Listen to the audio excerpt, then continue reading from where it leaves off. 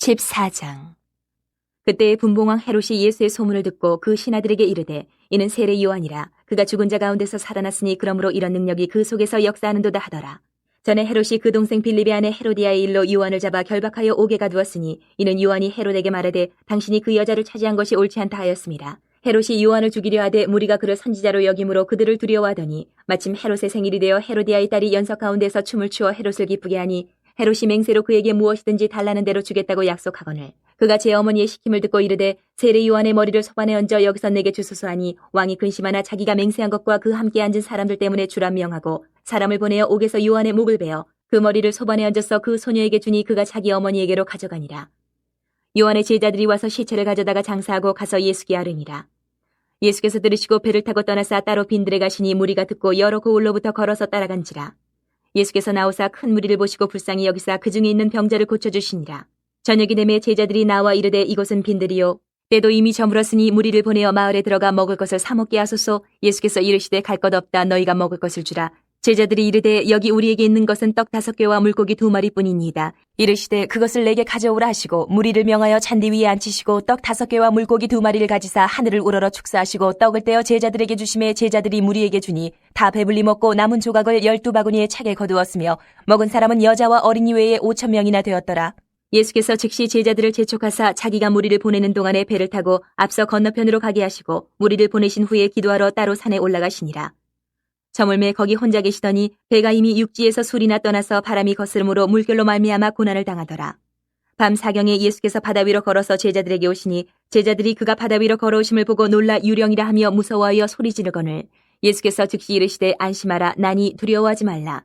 베드로가 대답하여 이르되 주여 만일 주님이시거든 나를 명하사 물 위로 오라 하소서 하니 오라 하시니 베드로가 배에서 내려 물 위로 걸어서 예수께로 가되 바람을 보고 무서워 빠져가는지라. 소리질러 이르되 주여 나를 구원하소서 하니 예수께서 즉시 손을 내밀어 그를 붙잡으시며 이르시되 믿음이 작은 자여 왜 의심하였느냐 하시고 배에 함께 오름에 바람이 그치는지라.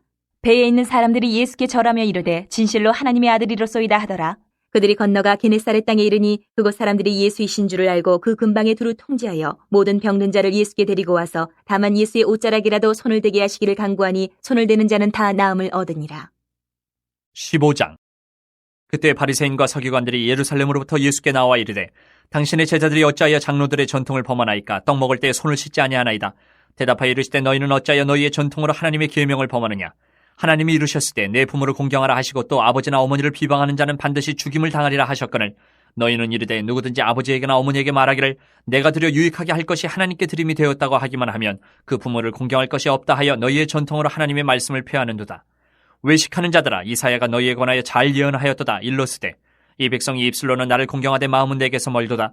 사람의 계명으로 교훈을 삼아 가르치니 나를 헛되이 경배하는도다 하였느니라 하시고 무리를 불러 이르시되 듣고 깨달으라. 입으로 들어가는 것이 사람을 더럽게 하는 것이 아니라 입에서 나오는 그것이 사람을 더럽게 하는 것이니라. 이에 제자들이 나와 이르되 바리새인들이 이 말씀을 듣고 걸림이 된 줄 아시나이까. 예수께서 대답하여 이르시되 심은 것마다 내 하늘 아버지께서 심으시지 않은 것은 뽑힐 것이니 그냥 두라. 그들은 맹인이 되어 맹인을 인도하는 자로다. 만일 맹인이 맹인을 인도하면 둘이 다 구덩이에 빠지리라 하시니 베드로가 대답하여 이르되 이 비유를 우리에게 설명하여 주옵소서. 예수께서 이르시되 너희도 아직까지 깨달음이 없느냐. 입으로 들어가는 모든 것은 배로 들어가서 뒤로 내버려지는 줄 알지 못하느냐. 입에서 나오는 것들은 마음에서 나오나니 이것이야말로 사람을 더럽게 하느니라.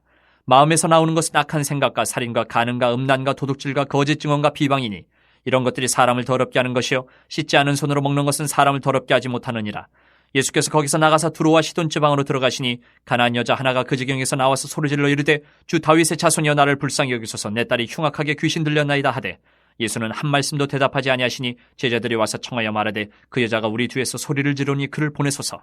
예수께서 대답하여 이르시되 나는 이스라엘 집에 잃어버린 양 외에는 다른 데로 보내심을 받지 아니하였노라 하시니 여자가 와서 예수께 절하며 이르되 주여 저를 도우소서. 대답하여 이르시되 자녀의 떡을 취하여 개들에게 던짐이 마땅하지 아니하니라.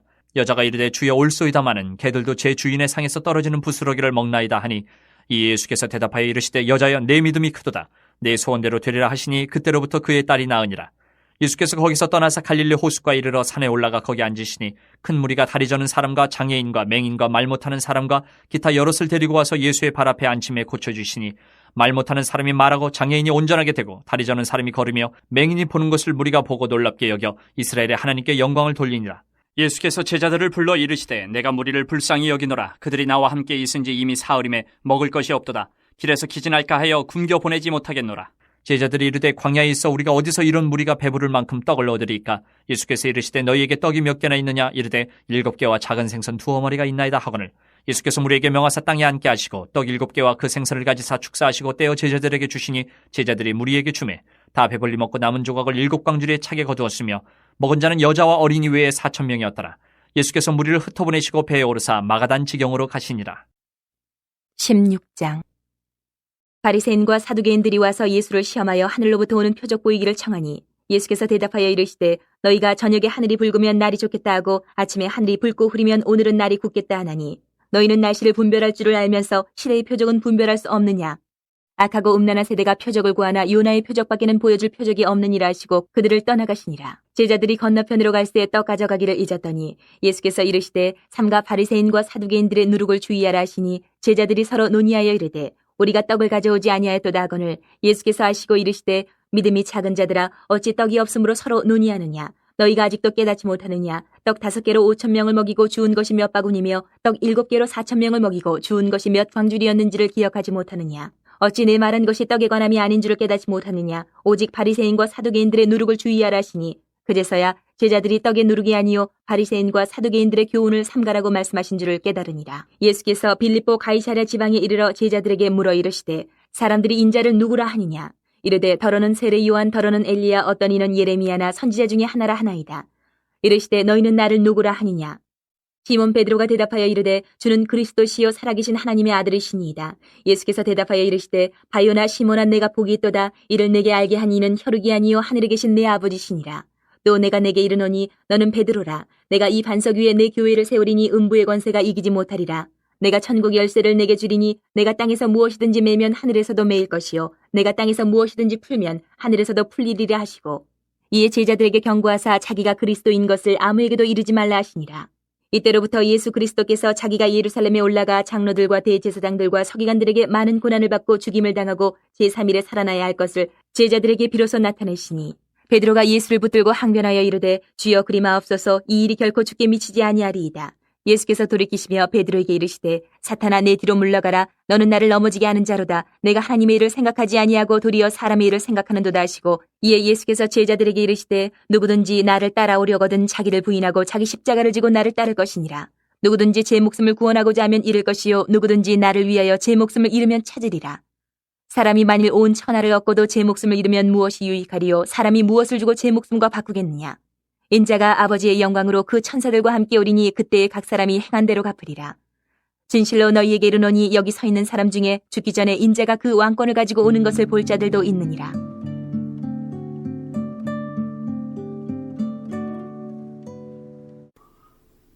마태복음이 이야기와 설교라는 형식으로 5개의 묶음으로 이루어져 있다고 말한 바와 같이 마태복음 14장에서 18장까지는 네 번째 묶음에 해당됩니다. 14장에서 17장까지는 이야기들로 이루어져 있고 18장은 공동체와 관련된 설교로 되어 있다고 말할 수 있습니다. 오늘 읽은 본문은 14장에서 16장까지로 이야기에 해당합니다. 먼저 14장은 분봉왕 헤롯이 예수의 소문을 듣고 세례 요한이 다시 살아나서 행한 일로 이해하였다고 말합니다. 당시에 분할 지역을 다스리던 통치자로 갈릴리와 베레아 지역을 다스렸던 헤롯 안디바는 이복 형제 빌립의 아내 헤로디아를 취한 행위로 세례 요한이 비난하자 그를 감옥에 가두었습니다. 그러다가 헤롯의 생일잔치에 자신의 기분을 좋게 해준 딸 살로메의 요청을 따라 세례 요한의 목을 줍니다. 죽은 요한의 시체를 요한의 제자들이 가져다가 장사하고 이것을 예수님에게 알려줍니다. 예수님은 이 사실을 듣고는 배를 타고 떠나 따로 빈들에 가셨습니다. 요한의 죽음은 이전에 일어난 일이지만 예수를 부활한 세례 요한으로 이해한 헤롯을 지금 언급하는 이유는 요한의 운명이 예수의 운명과 같을 것임을 알려주기 위함입니다. 즉 요한의 처형은 예수님의 죽음을, 예수님이 부활한 요한이라는 것은 예수님의 부활을 예상하게 만듭니다. 예수님 역시 예수님의 정체를 모르는 자들에 의해 죽음을 당할 것입니다. 예수님은 요한의 제자들의 말을 듣고 배를 타고 떠나 따로 빈들에 지내시다가 자신을 찾아온 큰 무리를 보시고 불쌍히 여기시며 병자들을 고쳐주십니다. 저녁이 되자 제자들은 이 무리들을 보내어 먹을 것을 사 먹도록 요청하지만 예수님은 도리어 제자들이 그들의 음식을 제공하도록 지시합니다. 그때 제자들은 떡 5개와 물고기 2마리뿐이라고 대답합니다. 예수님은 그것을 가져와서 축사하시고 떡을 떼어 제자들을 통해 무리에게 나눠주도록 합니다. 그때 먹고 남은 조각이 12바구니였고 먹은 사람이 여자와 어린이 외에 5,000명이나 되었다고 말합니다. 예수님이 들판에서 무리들에게 오병이어의 기적을 행하신 것은 의도적이었습니다. 이것은 모세가 광야에서 이스라엘 백성들에게 만나와 메추라기를 먹인 사건을 반영하고 있습니다. 그러나 모세는 하나님의 대변자로 그 일을 한 반면에 예수님은 자신의 능력으로 그 기적을 직접 행하고 있음을 보여줍니다. 또한 이것은 하나님의 백성들이 종말에 경험할 풍성한 잔치를 메시아이신 예수님을 통해 지금 미리 이곳에서 맛보고 있음을 드러냅니다. 여기에 참여한 무리들은 예언된 메시아 시대에 지금 참여하고 있는 것입니다. 이 일 후에 예수님은 즉시 제자들을 재촉하여 배를 타고 앞서 건너편으로 가게 하시고 자신은 기도하러 산에 올라가십니다. 그 이유는 무리들이 예수님을 왕으로 삼으려 했기에 오해하지 않도록 피신한 것입니다. 예수님은 기도 가운데 자신이 걸어가야 할 고난의 길을 준비하시고자 홀로 산에 올라가셨습니다. 그러나 밤 사경, 즉 새벽 3시에서 6시 사이에 제자들은 폭풍을 만나 호수 한가운데서 헤매고 있었습니다. 예수님은 제자들을 구원하기 위해 물 위로 걸어오셨고 그 모습에 유령으로 오해하여 무서워합니다. 그때 예수님은 안심하라, 나니 두려워하지 말라라고 하시며 제자들을 안심시킵니다. 여기서 나니라고 말씀하시는 것은 하나님이 자기 자신을 두고 나는 스스로 존재하는 자라고 표현하신 것과 동일한 표현으로 예수님이 어떤 분이신지를 보여줍니다. 여기에 대해 베드로는 제자들을 대표하여 예수님의 능력을 신뢰하나 완전히 의지하지 못함으로 물에 빠져 믿음이 작은 자로 구중을 받습니다. 그러나 이 일로 인해 제자들은 예수님을 하나님의 아들로 최초로 인식합니다. 제자들이 게네사렛 땅으로 오자 그곳 갈릴리 사람들은 예수님에게로 나오고 예수님은 병자들을 고쳐주심으로 갈릴리 사역을 계속 이어가십니다. 이처럼 예수님을 환영한 갈릴리 사람들과 달리 15장에서는 예루살렘으로부터 바리새인과 서기관들이 예수님에게 찾아와 항의를 합니다. 그것은 제자들이 장로들의 전통을 범한다고 고발하면서 떡 먹을 때에 손을 씻지 않음을 지적합니다. 제사장들은 성막에 들어가기 전에 씻도록 규정하고 있지만 일상생활을 위한 규례는 아니었습니다. 그러나 포로기 이후에 유대인들은 신앙의 순수성을 지키기 위해 제의적 정결을 강조하기 시작하므로 부정한 손으로 먹으면 그 음식이 부정해져서 그 음식을 먹는 사람도 부정하게 된다고 생각했습니다. 여기에 대해 예수님은 전통과 계명을 대조하면서 이런 장로들의 전통에 충실함으로 하나님의 계명을 도리어 범하는 결과를 가져왔다고 말합니다. 그 예가 고르반이었습니다. 바리새인들은 어떤 사람이 부모에게 드려야 할 것을 하나님께 이미 드려진 것이라고 부모에게 말하면 그는 더 이상 그것을 부모에게 드리지 않아도 문제가 되지 않는다고 가르쳤습니다. 고르반이라는 단어는 하나님께 드려진 것, 즉 도론이라는 말을 헬라어로 표현한 것입니다. 아들은 이 전통을 악용해서 부모를 섬기지 않아도 되는 근거로 삼았다는 것은 부모를 공경하라는 계명을 도리어 어기게 만드는 일이었습니다. 그러므로 예수님은 정결의식에 관하여 사람을 더럽게 하는 것은 음식이 아니라 입에서 나오는 것이 사람을 더럽게 한다고 명확하게 가르쳐 줍니다. 그리고 예수님은 정결의식에 있어 사람들을 더럽게 하는 것은 음식이 아니라 입에서 나오는 것이 사람을 더럽게 한다고 명확하게 가르쳐 줍니다. 여기에 베드로가 설명을 부탁하자 입에서 나오는 것들은 마음에서 나오는 것으로 마음에서 나오는 악한 생각과 살인, 간음, 음란과 도둑질과 거짓정은 비방 같은 것이 사람을 더럽게 하는 것이지 식지 않는 손으로 먹는 것은 사람을 더럽게 하지 못한다고 가르쳐 줍니다. 바리새인과 서기관과의 논쟁이 끝난 후 예수님은 두로와 시돈이라는 이방인 지역으로 가셨는데 그곳에서 가나안 여자가 귀신 들린 자신의 딸을 고쳐줄 것을 요청합니다. 여기에 대해 예수님은 처음에는 침묵으로 그 다음에는 자신의 사명은 이스라엘에게 제한되어 있으며 또한 자녀의 떡을 취하여 개들에게 던짐이 마땅하지 않다고 하시며 의도적으로 요청을 거절합니다. 그러나 가나안 여자는 포기하지 않고 3번이나 간청하며 개들도 제 주인의 상에서 떨어지는 부스러기를 먹나이다 라는 말로 응답하자 예수님은 그녀의 믿음이 크도다 라고 하시면서 그녀의 소원을 들어줍니다. 제자들과 달리 이방인이 예수님에게 더 큰 믿음으로 반응한다는 것을 보여주며 이방인의 간구를 들어줄 것을 요청하는 그녀의 논리는 장차 제자들로 하여금 모든 민족에게 복음을 전하도록 하는 말씀을 준비하게 만듭니다. 다시 갈릴리로 돌아오신 예수님은 산에 올라가 그곳에서 계속해서 군중들의 병을 고쳐주시고 그들은 놀라워하며 하나님께 영광을 돌립니다. 예수님이 계신 산에서 일어나는 이런 일들은 종말의 시내산과 시온산에 모이던 사람들을 연상시키며 구약의 예언처럼 하나님의 통치와 회복이 지금 이루어지고 있음을 보여줍니다. 그리고 이 뒤에 나오는 4,000명을 먹이신 사건은 오병이어로 5,000명을 먹이신 사건과는 조금 다릅니다.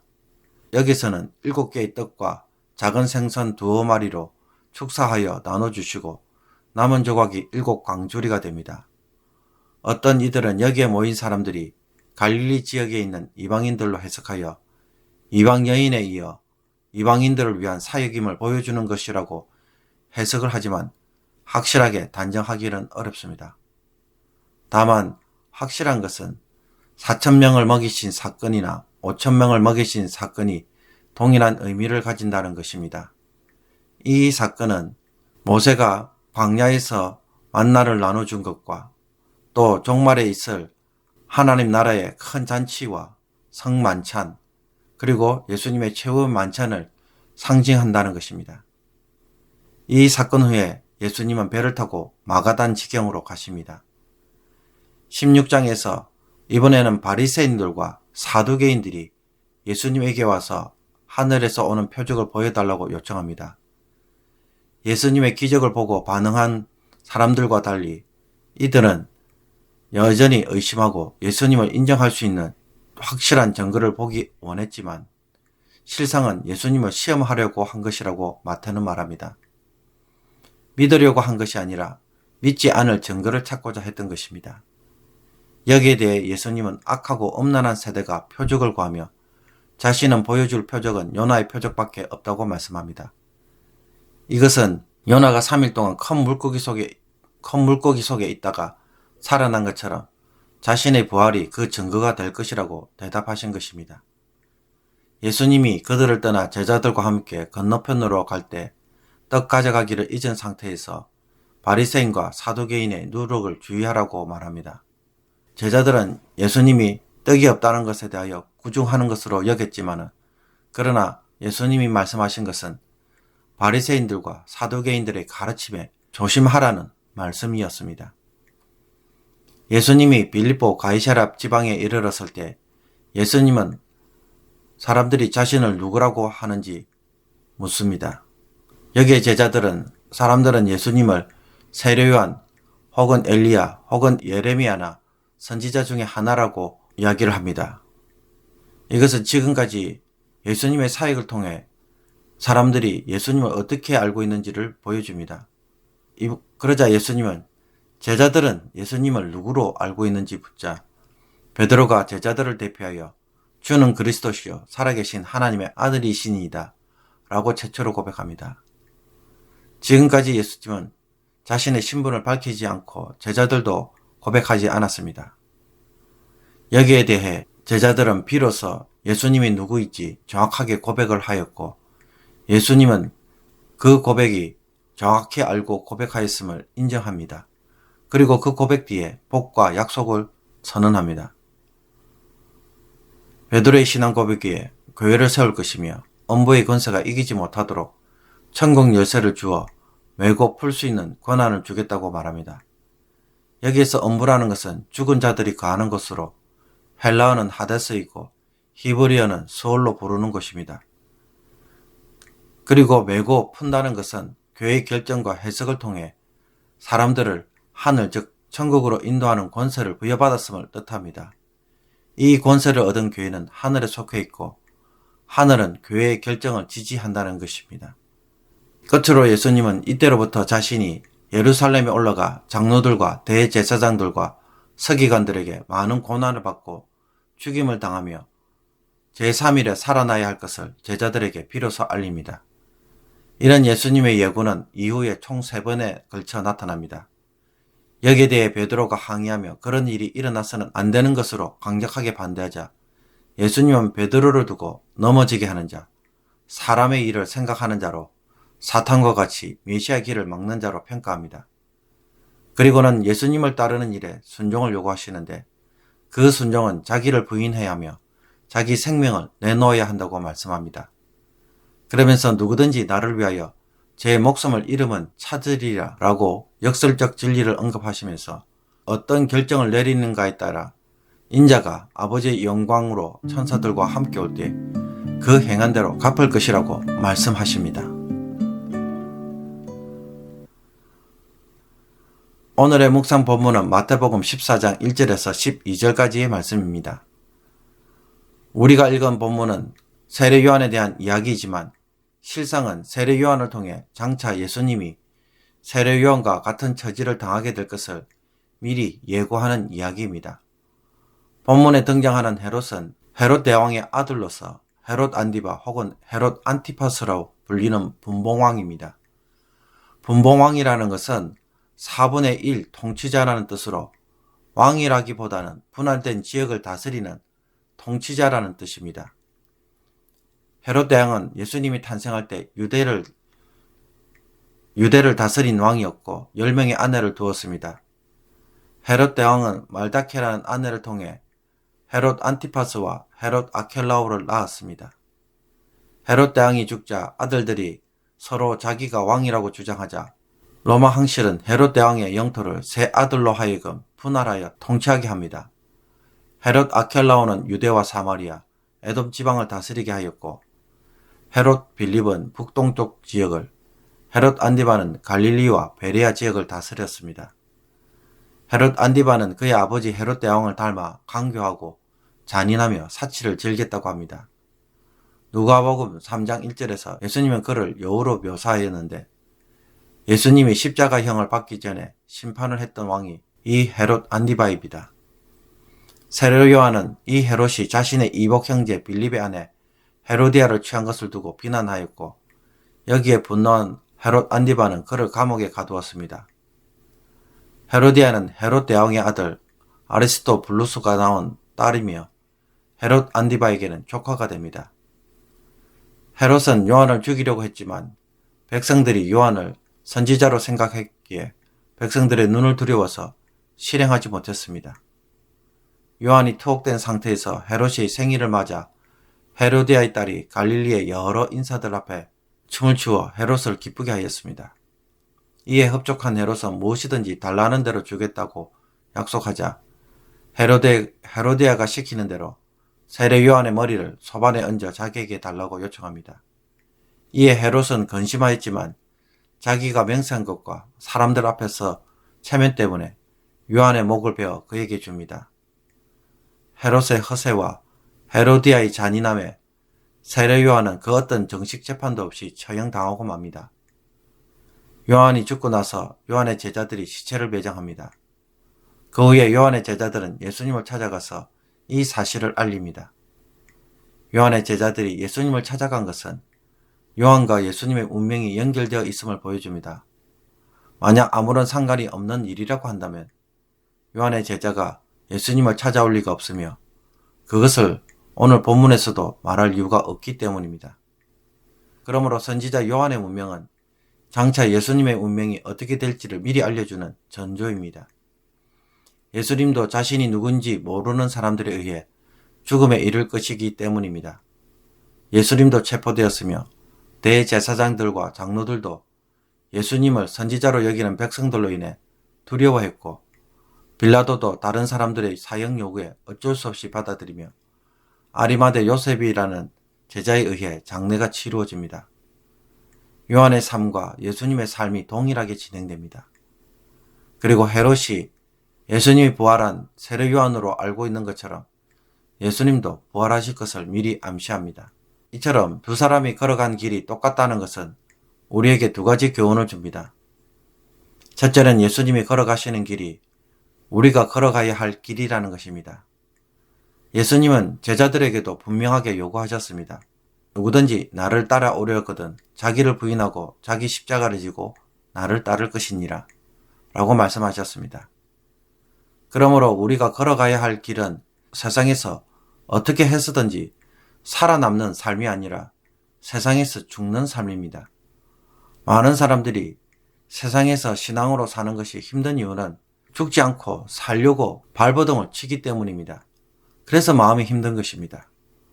순종함으로 죽어야 하는데 살 길을 자꾸 찾으려고 하니까 고민과 염려가 많은 것입니다.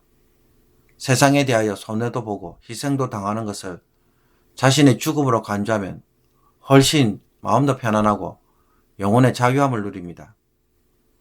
그렇다면 정말 우리는 세상에서 억울하게 희생만 당하고 죽는 것입니까?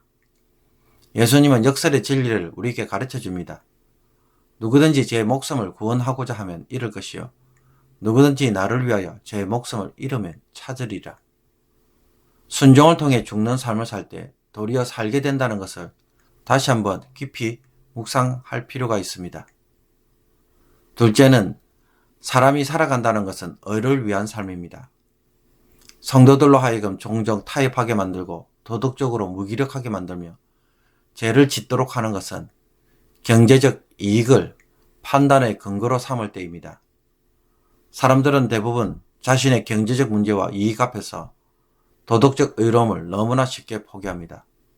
돈 때문에 얼마나 우리 모두가 쉽게 의로움과 타협합니까? 세례 요한은 의를 위해 살다가 죽었습니다. 권력자의 힘에 의해 맥없이 어이없이 황당하게 죽은 것처럼 보입니다. 그러나 예수님도 그렇게 사셨습니다. 그렇다면 이 죽음은 무가치하고 쓸모가 없는 삶입니까? 그렇게 살기에 너무 억울한 것처럼 보입니까? 그렇지 않습니다. 우리가 세상에서 살아내야 할 삶은 의롭게 사는 것입니다.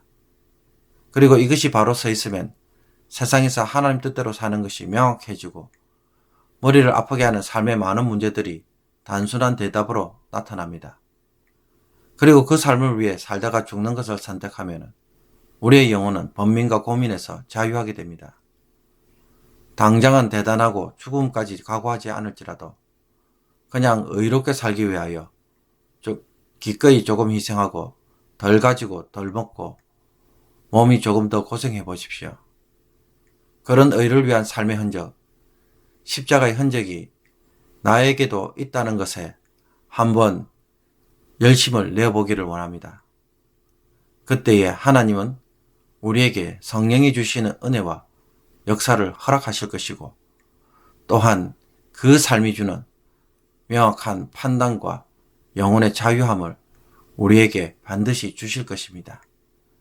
그 삶이 우리가 살아야 할 삶인 것을 우리의 영혼이 자각하도록 반드시 인도해 주실 것을 믿습니다. 기도드리겠습니다. 하나님 아버지, 자신의 욕망과 이익이 우리로 하여금 영혼을 병들게 하고 죄악을 범해도 눈이 어두워지게 만드는 것을 헤롯을 통해 깨닫기를 원합니다. 세례 요한처럼 예수님처럼 의를 위해 사는 것이 우리의 부르심인 것을 깨닫고 이익이 아닌 의의 관점에서 삶의 문제들을 다시 한번 바라보며 풀어갈 수 있는 오늘이 되게 하여 주옵소서. 죽지 않으려고 손해보지 않으려고 온갖 고민과 자기 분노로 인하여 넘어지는 자가 더 이상 되지 않게 하여 주옵소서. 예수님처럼 죽음을 받아들임으로 도리어 살게 되는 은혜를 체험하는 자가 되게 하여 주옵소서. 오늘 하루 요한처럼 예수님처럼 동일한 길을 걸어가는 성도의 삶이 되게 하여 주옵소서. 예수 그리스도의 이름으로 기도하옵나이다. 아멘.